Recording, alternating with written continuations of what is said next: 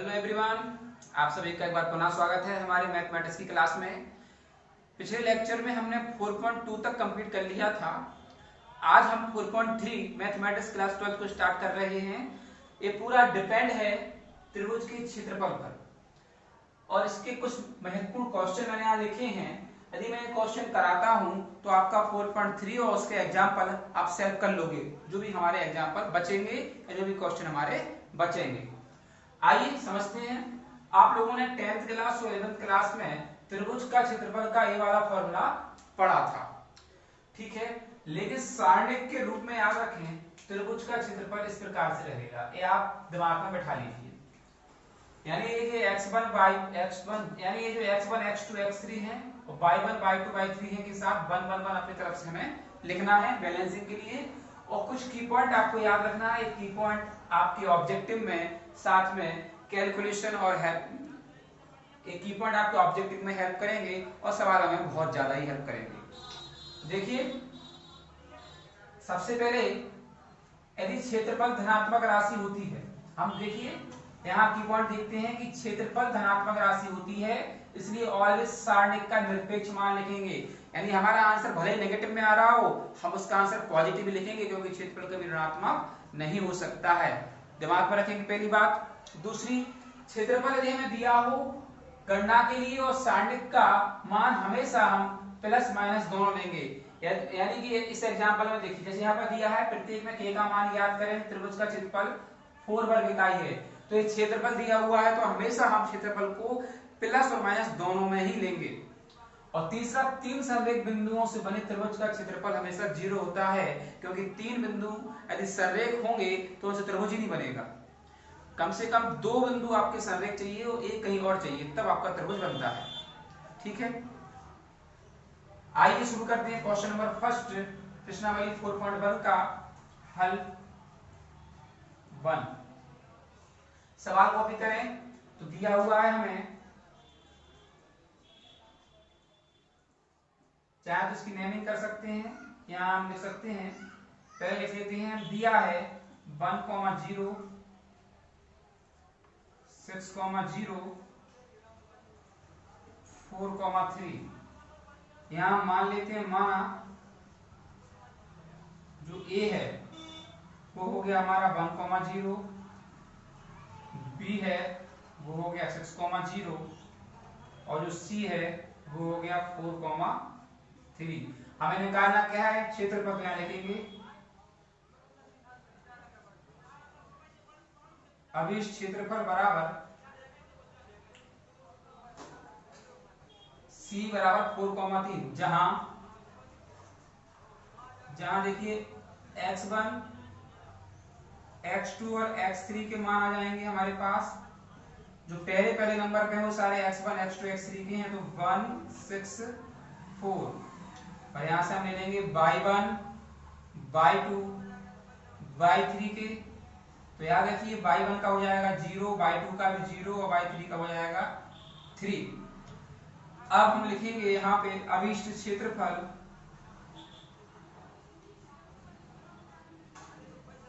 जो क्षेत्रफल का फॉर्मूला होगा वो हमें लगा लेंगे, हम सभी को मालूम है। यहाँ पर लिखा हुआ है क्षेत्रफल का फॉर्मूला क्या हो जाएगा, डिटरमिनेंट के रूप में लिखना है तो 1/2। यहाँ से देखिए x1 x2 x3 y1 y2 y3 1 1 1, ये हमारा फॉर्मूला हो जाएगा। आगे करते हैं, बराबर 1/2 मान रख दीजिए। x1 x2 x3 के मान क्या है, हमें देखिए 1 6 4, यहाँ हमने मान रख दिए 1 6 4। y1 y2 y3 के क्या है 0 0 3, तो 0 0 3 और यहाँ 1 1 1 हमें लिखना ही है। अब आप सभी जानते हैं बहुत सिंपल हो गया है। हम चाहें तो यहाँ पर C2 के अनुदेश इसका प्रसरण कर सकते हैं, तो लिख देंगे C2 के अनुदेश प्रसरण करने पर आगे यहाँ 1/2 ब्रैकेट ले लेंगे। यहाँ देखिए 0 0 से तो 0 हो जाना है, तो आप चाहे तो लिख सकते हैं 0 + 0 - 3। 3 यहाँ देखिए डायमंड में इसलिए माइनस का आएगा, यहाँ लिया तो देखिए 1 अब क्या क्या बचेगा, इसको छुपा लीजिए, इसको छुपा लीजिए। तो 1 का 1 में किया 1 और 6 का हुआ 1 में तो 6 हो गया। अब इसके बाद 1/2 यहाँ देखिए माइनस के 3 बचे और यहाँ से माइनस के 5 आ गए। तो आप सभी जानते हैं माइनस के 5 आ गए, गुणा करेंगे तो प्लस का बन जाएगा और 15/2 हमारा यहाँ से आंसर आएगा। लेकिन यूनिट हमें लिखना जरूरी है क्योंकि क्षेत्रफल निकाल रहे हैं, तो 15/2 वर्ग का हमारा आंसर हो जाएगा। क्वेश्चन नंबर 2 दिया हुआ है कि हमें बिंदु ABC दिए हुए हैं और हमें दर्शाना है कि ये संरेखी हैं। हमने अभी इसके पहले की पॉइंट लिखा था कि यदि त्रिभुज के बिंदु संरेखी हैं तो क्षेत्रफल 0 होता है। तो हम लिख देंगे चूंकि यहां बिंदु संरेखी हैं इसलिए क्षेत्रफल बराबर 0 होगा। ये तो हमें पता है, अब कैसे होगा ये हमें दिखाना है, दर्शाना है। तो हम जानते हैं ये तो हमें दिखाना है, क्षेत्रफल 0 होगा, कैसे होगा ये बताना है। तो हम लिखेंगे यहां हम वैल्यू लिख लेंगे x1 x2 x3 की, जो कि है ABC, और इसकी भी लिख लेंगे y1 y2 y3 की, जो है b plus C, C plus A plus B. ये हमारे पास दोनों की वैल्यू आ गई है। अब यहां लिखेंगे अभी क्षेत्रफल, आप सभी जानते हैं क्षेत्रफल का फॉर्मूला 1/2, यहाँ x1 x2 x3, यहाँ y1 y2 y3 और यहाँ हमें 1 1 1 लिखना होता है, वो हमने लिख लिया। अब यहाँ हम वैल्यू पुट कर देंगे तो 1/2, यहाँ देखिए x1 x2 x3 की वैल्यू है a b c और y1 y2 y3 की है b plus C, C plus A plus B और 1 1 1। यहां तक हमने कर लिया। अब देखिए हमें यहां से आंसर 0 निकालना है, तो या तो हम प्रॉपर्टी का प्रयोग कर सकते हैं अपने ऑपरेशन लगाते हुए, या यहां ही एक्सपेंड कर सकते हैं। तो थोड़ा सा अगर हम प्रॉपर्टी का प्रयोग करें तो आगे जाके हमें इजी पड़ेगा।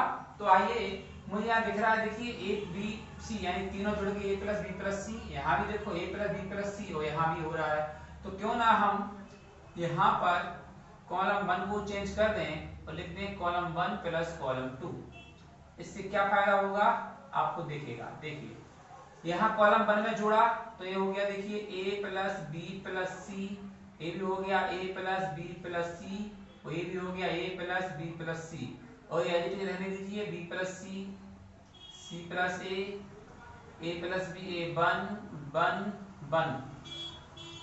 अब देखिए यहाँ से हम a plus B plus C common भी ले सकते हैं, तो लिख सकते हैं हम कि कॉलम 1 से a plus B plus C common लेने पर, तो लिया हमने तो यहाँ से आ जाएगा 1/2 चल रहा था, यहाँ बाहर आ जाएगा a plus B plus C और अंदर रहेगा 1 1 1 b plus C, C plus A plus B और यहाँ 1 1 1।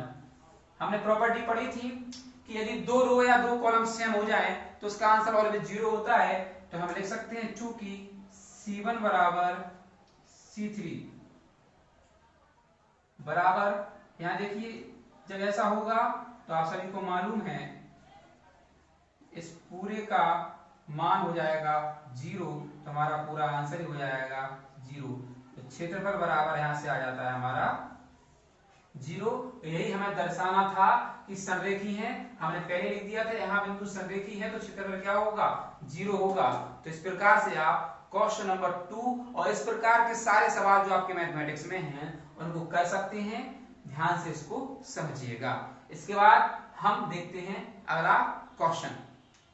इसी क्रमांक 3, प्रत्येक में k का मान ज्ञात करें यदि त्रिभुज का क्षेत्रफल 4 वर्ग इकाई है जहां शीर्ष बिंदु निम्न है। मैं आपको पहले ही बता चुका हूं, यदि हमें क्षेत्रफल दिया हो तो उसको प्लस और माइनस दोनों में लिखना होगा। साथ में शीर्ष बिंदु हमें दिए हैं वो हमने यहाँ पर लिख लिए हैं। अब हमें k की वैल्यू निकालना है। हमने लिख लिया, यहाँ दिया है त्रिभुज का क्षेत्रफल प्लस माइनस 4 वर्ग। कई बार शीर्ष बिंदु यहाँ पर ये दिए हुए हैं, जहां हम x1, x2 और x3 के मान यहां से निकाल लेंगे बिल्कुल सिंपल वे से। x1 का मान k, इसका मान 4, इसका मान हो जाएगा हमारा 0। ऐसे हम निकाल लेंगे y1, y2 और y3 के मान, जो हमें मिल जाएंगे 0, 0, 2। अब त्रिभुज का अभिष्ट क्षेत्रफल का फॉर्मूला लिखेंगे, जो कि होता है 1/2।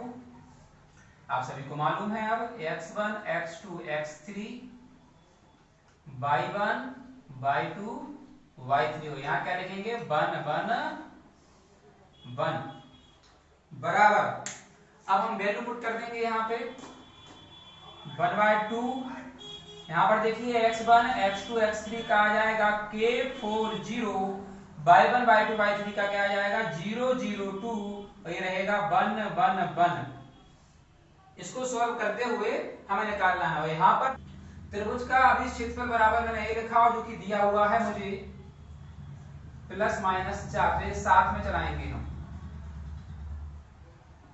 प्लस माइनस 4 हमारा साथ में चलेगा। अब देखिए यहां से हम सॉल्व करेंगे तो सिंपल सा है कि मैं यहां C2 के अनुदिश प्रसरण कर देता हूं।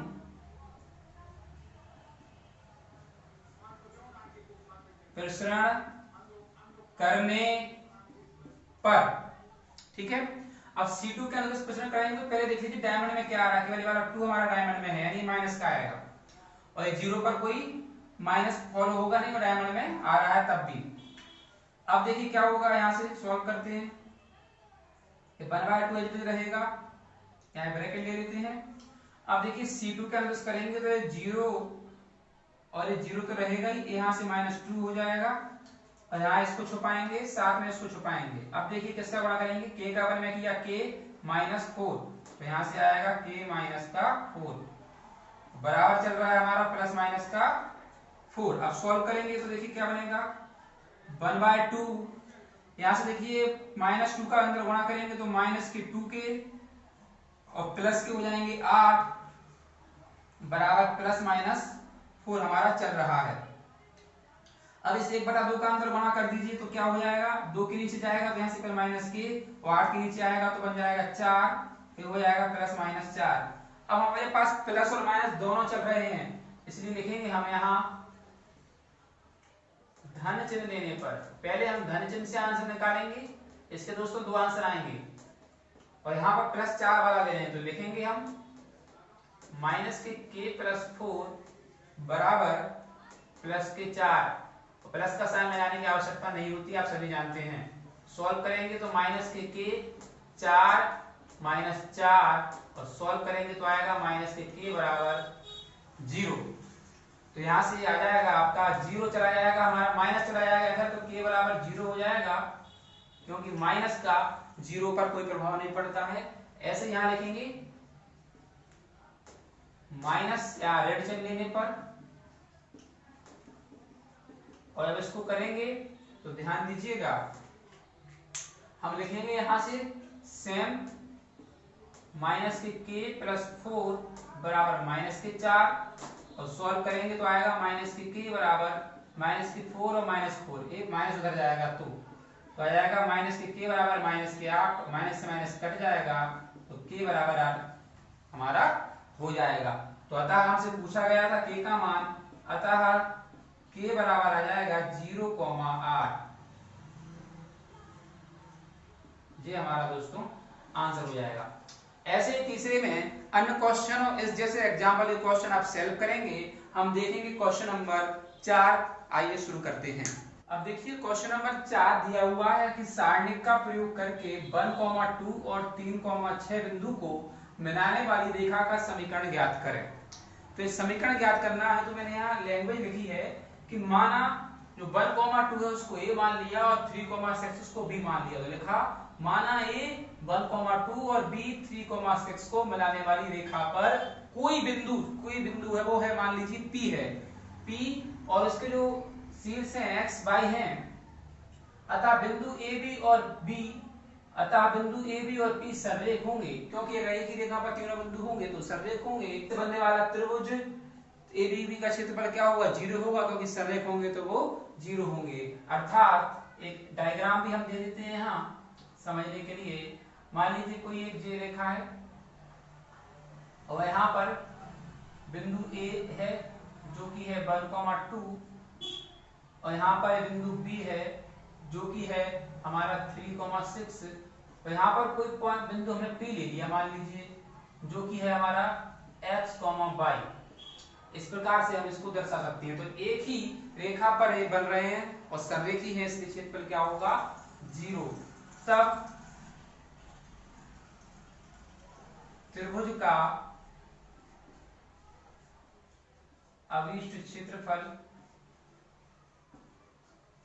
हम सभी जानते हैं क्या होगा, बराबर होगा 0।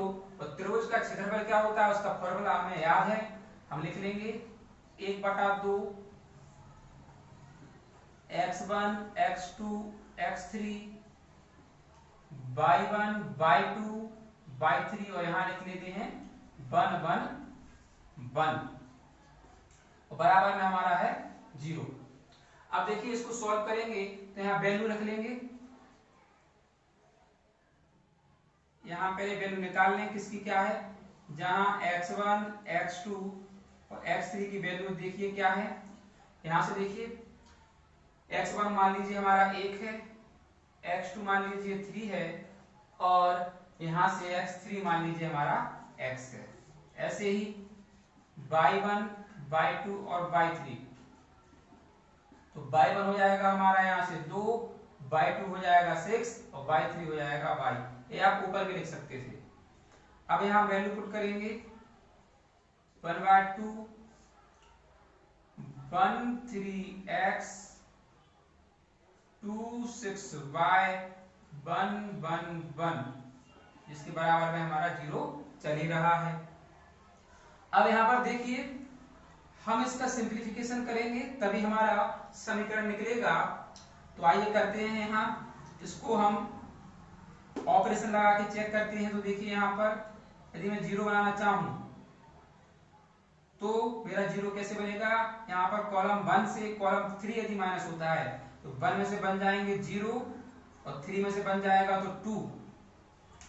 तो ऑपरेशन लगा देते हैं, जो मुझे सूटेबल बैठ रहा है। मैंने देखा कि मैं C1 को चेंज करना चाहता हूं तो C1 को चेंज किया तो C1 माइनस C3 कर दिया। अब यहाँ देखिए यहाँ करते हैं तो ये आ जाएगा 1/2 C1 में C3 घटाते हैं तो 1 में से बन जाएगा तो यहाँ आ जाएगा 0, 3 में से बन जाएगा तो आ जाएगा 2 और x में से बन जाएगा तो आ जाएगा हमारा x माइनस का 1 और सब जैसा था वैसे रहेगा 2 6 y 1 1 1। हम चाहते तो यही एक्सपेंड कर सकते थे, चाहे तो यहाँ भी कर सकते हैं, जहां आपको सूटेबल लगे वहां आप एक्सपेंड कर सकते हैं। तो मैंने लिखा यहाँ कॉलम 1 के अनुदिश प्रसरण करने पर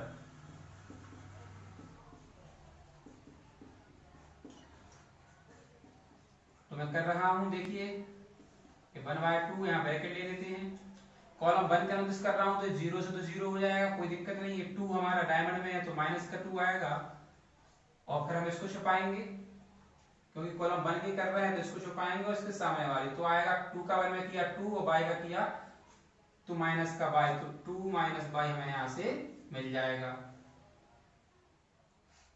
इसके बाद हमारा x minus 1 plus x minus 1, इसको सॉल्व करेंगे तो देखिए इसको छुपाया 2 का 1 में किया 2 माइनस 6 हो जाएगा, बराबर 0 चल ही रहा है। आगे करेंगे 1/2 -2 का 2 में किया माइनस का 4 हो गया और -2 का इसमें किया तो प्लस के 2y हो गया, प्लस यहाँ देखिए -4 बचा, 2 में से 6 जाएगा तो -4 का x में किया तो माइनस के 4x होगा और -4 का 1 में किया तो प्लस के 4 हो जाएगा, बराबर चल रहा है 0। यहाँ देखिए 4 से 4 कट जाएगा। अब देखिए क्या बचा, 1/2 2y माइनस के 4x बराबर 0। अगर हम यहाँ 2 कॉमन ले लें तो बाहर 2 निकल आएगा। अब यहाँ क्या बचा, y माइनस 2x बराबर 0। ये 2 से 2 कट जाएगा तो आएगा y माइनस 2x बराबर 0। तो यहाँ से हमारा y बराबर 2x उस रेखा का समीकरण आ जाएगा। पूछा गया था तो मिलाने वाली रेखा का समीकरण क्या है, तो हम लिख सकते हैं कि बिंदु A 1,2 और B 3,6 को मिलाने वाली रेखा का समीकरण y बराबर 2x है। दोस्तों ये पांचवा वाला जो क्वेश्चन है, यदि शीर्ष 2, -6, 5,4 और k,4 वाले त्रिभुज का क्षेत्रफल 35 है तो आप 35 की जगह लेना ±35 वर्ग इकाई हो तो k का मान ज्ञात करें।